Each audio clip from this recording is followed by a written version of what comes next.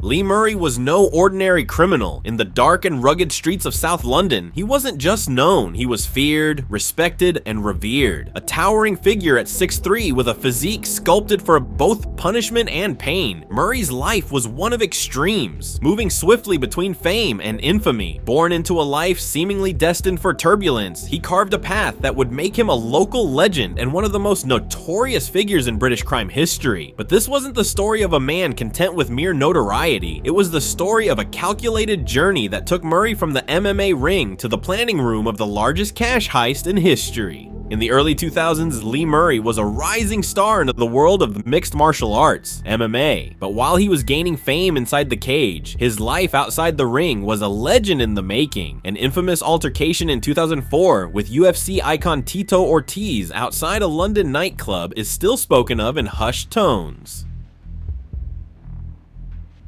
Word on the street was that Murray, a local street fighter who had mastered his craft in the gritty back alleys of South London, knocked Ortiz down with a single punch. In that moment, Murray solidified his reputation as a man no one would dare cross. But the ambitions of Lee Murray stretched far beyond the MMA cage. Fighting could only provide so much. What he craved was the kind of money that could turn his life upside down. To Murray, a man who thrived on adrenaline and high stakes, the allure of a massive heist was irresistible. The promise of millions in cold, hard cash too tantalizing to ignore. He set his sights on the Securitas depot in Tonbridge, Kent, a fortress holding unimaginable wealth. And he knew that to pull off a heist of this scale, he would need a team of trusted men, a foolproof plan, and the audacity to make it all happen. The crew and the dream. Murray knew the kind of crew he needed for a job of this magnitude, men who could face danger without flinching, who shared his appetite for risk. First on his team was Paul Allen, a childhood friend and trusted partner in crime. Allen brought muscle and a keen mind for details to the operation. Then came Jetmir Buchpapa, an Albanian enforcer with a chilling reputation for ruthless efficiency. Murray's ambition was to orchestrate not just any heist, but one so daring it would be spoken of for decades to come. The Securitas depot was the perfect target, guarded by cutting-edge security and staff who believed the facility to be impenetrable. It held millions in cash at any given time. But while others saw walls, Murray saw opportunities. Through meticulous planning and reconnaissance, he and his team gathered every detail about the depot, employee routines, security measures, and the facility's layout. The heist was a puzzle, and Murray was determined to solve it. The master plan, turning fear into a weapon.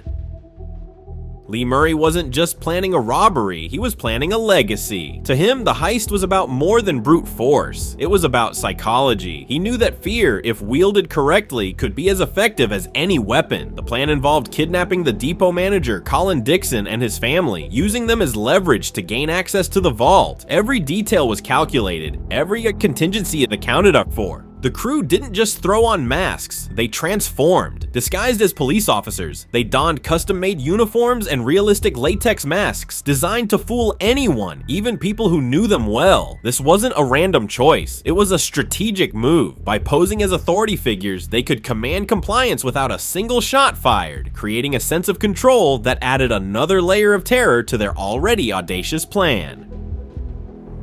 Night of Reckoning, the heist unfolds.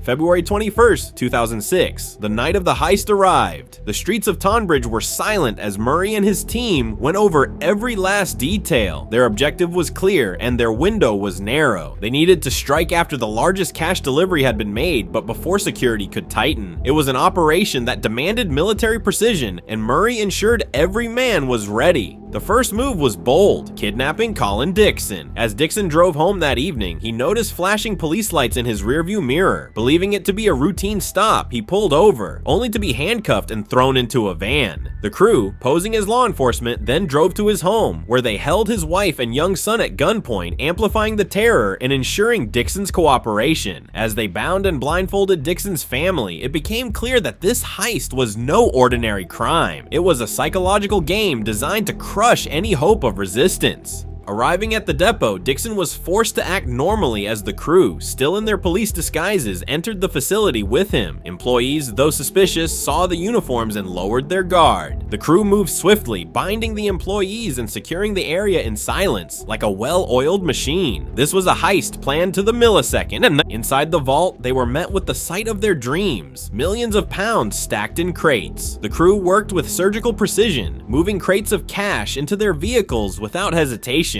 They were efficient, disciplined, and unwavering, knowing each second counted. By the end, they had secured over $53 million, walking away with an unimaginable haul. The escape into the night.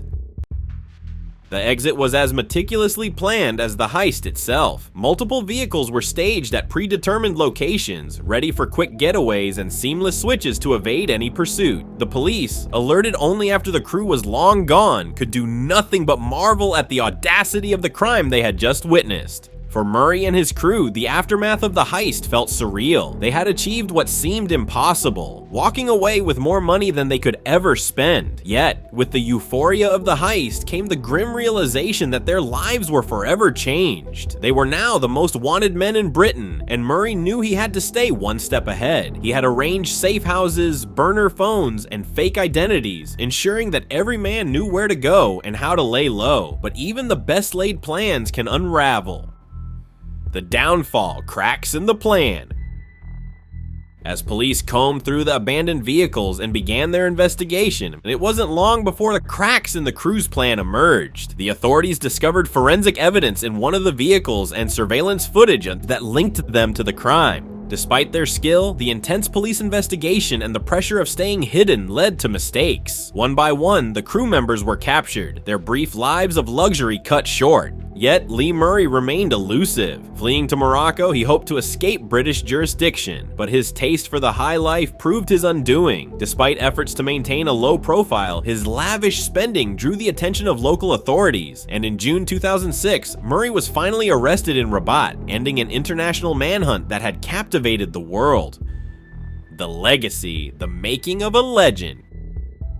Even in custody, Lee Murray's story wasn't over. While his crew faced long sentences in the UK, Murray fought extradition, claiming Moroccan citizenship. Despite his efforts, in 2010, he was sentenced to 25 years in a Moroccan prison, closing a chapter in the life of one of Britain's most audacious criminals. The heist had made him a legend, and the missing millions added a tantalizing layer of mystery to his story. Much of the money was never recovered, fueling speculation and intrigue. Today, the $53 million Securitas Heist remains one of the boldest crimes in British history, a tale of cunning, ambition, and the allure of the impossible. Lee Murray's name is forever etched in criminal lore, a man who lived for the thrill, dared the impossible, and for a fleeting moment pulled it off. The Mastermind's downfall, from Morocco to the spotlight. But Lee Murray was not so easily caught. Ever the strategist, he escaped to Morocco, where he believed he would be untouchable, free from the grip of UK law. Morocco had no extradition treaty with the UK, making it the perfect place for a wanted man to lay low, or so he thought. But Murray's downfall would come not from law enforcement, but from his own desire to live large. Unable to resist the allure of wealth, he flaunted his riches in the nightlife of Rabat, drawing the attention of Moroccan authorities who soon learned the truth of his high-profile past. In June 2006, Murray was finally apprehended in Morocco, ending an international manhunt that had stretched the resources of UK and Moroccan law enforcement alike. Even as he fought extradition, arguing it for his Moroccan citizenship, the case continued to capture the public's imagination, his story transforming into the stuff of urban legend. Trials and tribulations, facing justice.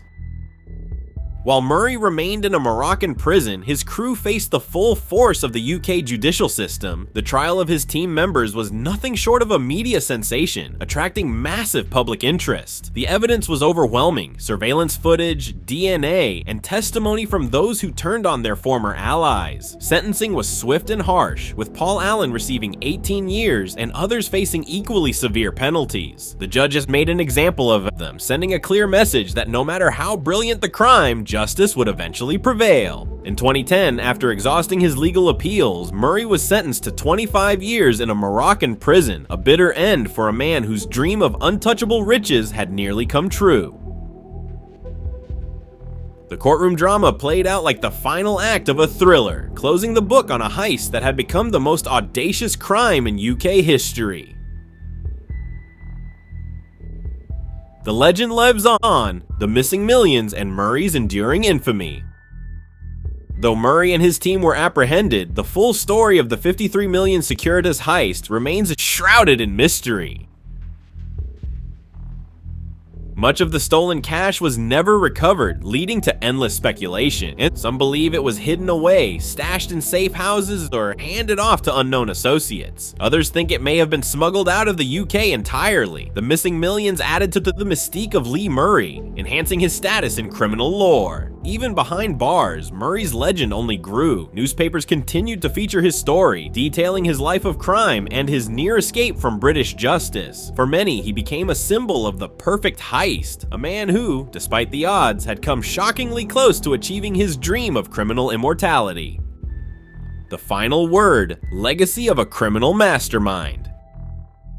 The Securitas Heist was more than just a robbery. It was a masterstroke in criminal history, meticulously planned and executed with precision. And at the heart of it all was Lee Murray, a man who dared to dream of the impossible and nearly got away with it. His journey from MMA fighter to criminal mastermind captured the public's imagination, and even today, the tale of the heist continues to fascinate crime enthusiasts and curious minds alike. In the end, the 53 million heist stands as a testament to the allure and danger of living on the edge, a stark reminder that even the most perfectly planned crimes come at a price. Lee Murray may be behind bars, but his story, his legend endures, etched into the annals of British criminal history as one of the boldest, most daring heists the world has ever seen.